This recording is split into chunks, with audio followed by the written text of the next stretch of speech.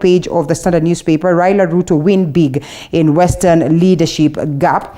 Well, it's been called the elusive Mulembe politics. It has become very, very hard to get the people of Mulembe, probably just vote as a bloc, appear as though they can front their very own. And so we'll be discussing this as we continue with the broadcast on this particular Monday morning. But that is on the virtual, the soft copy, but the hard copy speaks of Kikuyu elders vow to sell Raila in Mount Kenya. Kikuyu Council of Elders meeting in Kieni resolved to back ODM leader Raila Odinga for presidency in 2022 general election, a major boost for the former Prime Minister, who is expected to visit the vote-rich but elusive region later this week after his tour at the coast. Interesting to note that for the very first time, at least, we have Mount Kenya region that has been considered as elusive as the Mulembe nation, and as elusive as what was considered as the Ukambani vote. And here we are, we'll be having this conversation this morning as we get to hear what the pundits will have to say in regards to the same. So we look at the Ruto Raila win, and that is in Western leadership gap, and equally the elusive Mount Kenya conversation that is on. Just who is going to gain as much as expected between these two individuals is certainly a question of wait and see. Moi Mudavadi route for One Kenya Alliance. There's also that conversation on whether the One Kenya Alliance would be a formidable fit to make sure that we get a good leader, and just who will be part and parcel of the One Kenya Alliance by the time we're exiting, the 2022 polls. Of course, the likes of Musalia Mudavadi and Kalonzo Musyoka, Moi himself are the key leaders within this particular party, not forgetting Moses Wetangula, as they seek to woo other individuals that will present their interest. And if at all they have a common goal, then certainly they will go it together. This amidst conversation of changes of system of governance. And so we wait to see how then this will culminate. As many would have argued, they all were crossing fingers that the BBI will sail through so that they would get positions.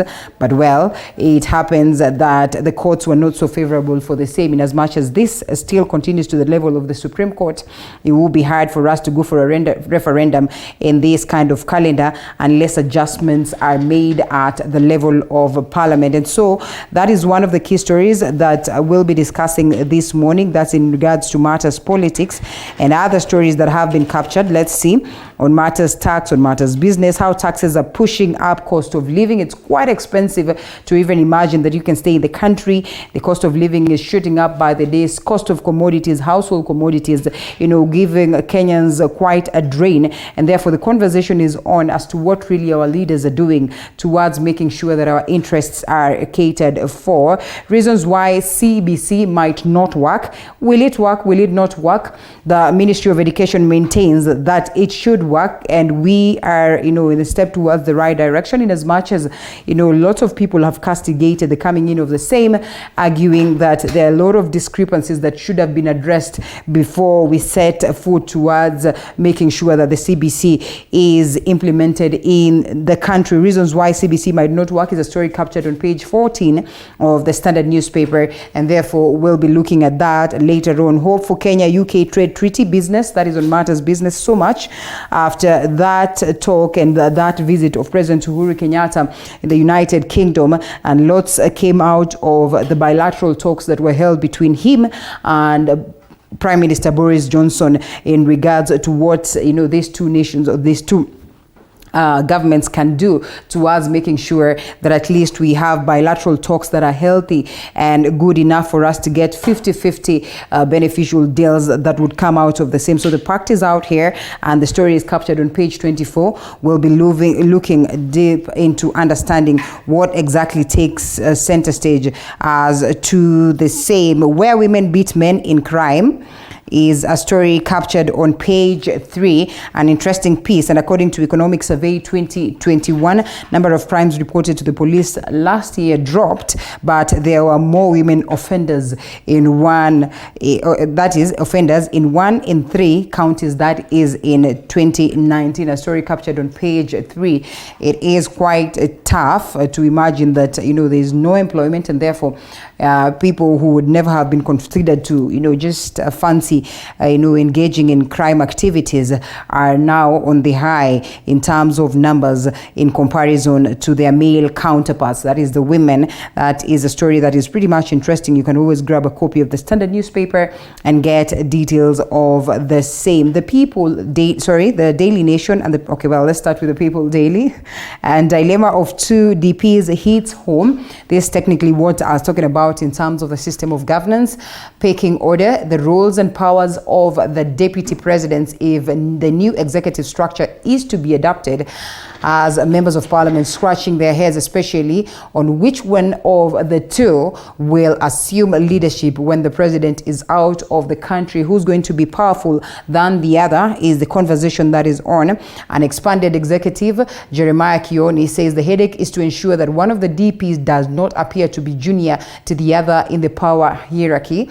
And the Constitution of Kenya Amendment Bill, that is National Assembly Bill number 40 of 2020, has proposed to have the president appoint his cabinet from parliament. Another proposal, the committee suggests that the proposed amendments be voted for or against in a national referendum to be held on the same day as the next general election set for August 9, 2022.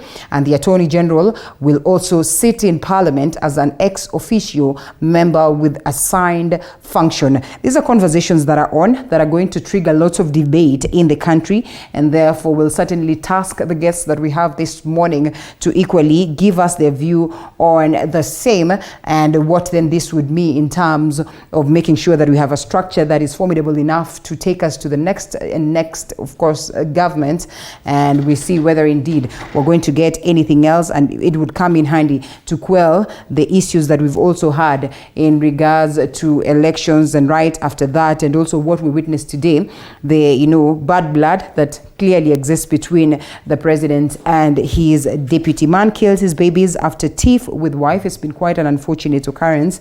To report on this particular matter, where a medic, is said to have probably injected his children with some substance that is still yet to be established after, he felt like it was not proper for his wife to proceed abroad for further studies. And this is what he had to do at a point when the wife had traveled to Nairobi. Investigations are still on, while his, interest was making sure that he also takes his life, was not successful, because it appears he also injected himself with a substance that did not work pretty fast as it worked for the kids. Quite unfortunate. Warrior's conviction opens lead on sports rot. Many associations in the sporting industry are mired in corruption, with athletes languishing in poverty, while officials are enjoying and making a kill out of it. It is a story that has been captured on the People Daily.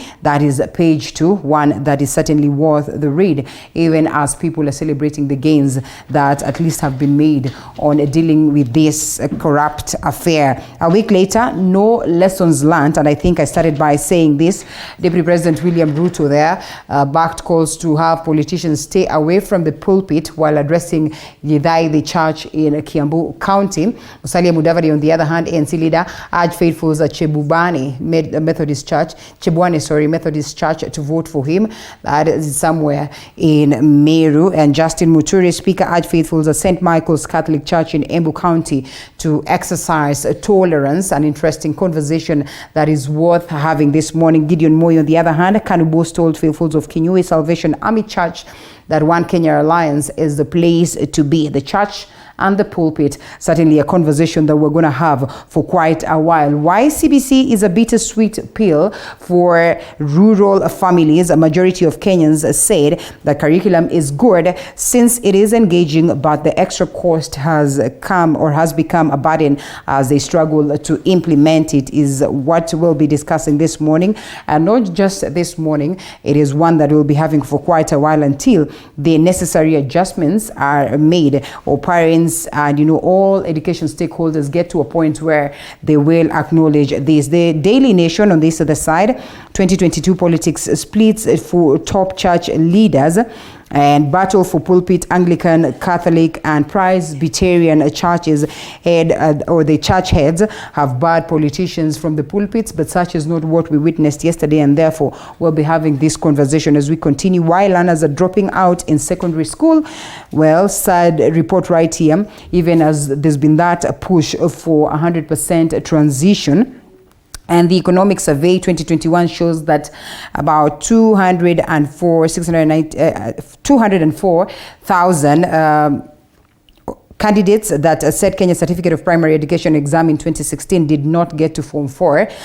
Well, why could this be happening is a story captured on page 7, and therefore we'll be expounding to understand some more on that alongside my guest this morning. This as petrol stations are at borders feel heat of fuel prices, and business owners are staring at huge losses as motorists flock to neighboring countries for cheaper fuel days after the energy regulator increased the prices. A story captured on page 9, and one that is still here making headlines, and many would love to know what really the government is going to do towards cushioning Kenyans. Well, it is not all rosy, because there is drought and there's starvation in different parts of the country. President Uhuru Kenyatta sometimes last week but one declared starvation, a national disaster. But what the government is doing towards making sure that this is a game of past is also one conversation that we'll be having this morning, as we all seek to understand how best these individuals from the different counties can be cushioned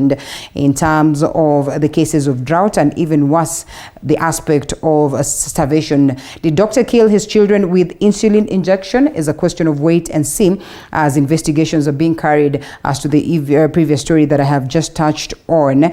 And those are the key stories. Cold storage to determine type of COVID vaccine in counties, a story captured on page 11, as the clarion call is still on. Make sure that you're able to access a job if it is possible. Mountain of debt. Treasury borrowed about 3.3 billion per day in July and August. A story captured on the back page of the Daily Nation, as we continue to grapple with the cases of debt in the country.